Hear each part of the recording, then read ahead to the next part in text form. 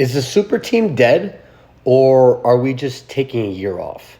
Because in the last 10 years or so, we've experienced super teams who just looked unbeatable on the field and were unbeatable on the field, and they were generational level talent of teams.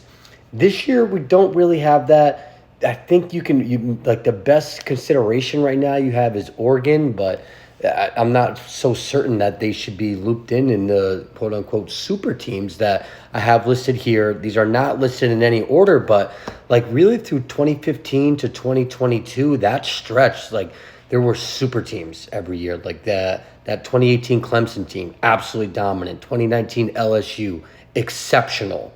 Like the Bama teams, the Georgia teams, like these teams were the clear best teams throughout the season, and they looked just so much better than everyone else that year.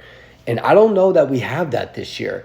And maybe that's a new trend in college football, or maybe we'll get back to it in the next coming of years. But I think for this year, we're not really seeing that super team. We're seeing a collection of teams that we think are pretty good and that we think can be a national champion. But I don't see any one team right now where I'm like, I really bet that team's going to be in the national championship this year.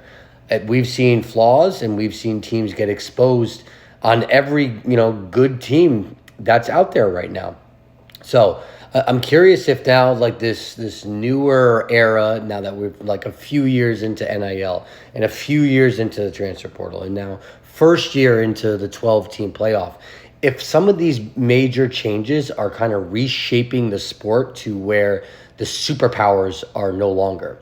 That said, you look at what the 2025 recruiting classes look like, they're your usual suspects. They're Georgia, they're Ohio State, they're Alabama, they're Oregon, they're Texas. Like those teams are consistently, I think Georgia, Alabama, Ohio State, and Texas account for like 24 or 25 of the 32 5-stars.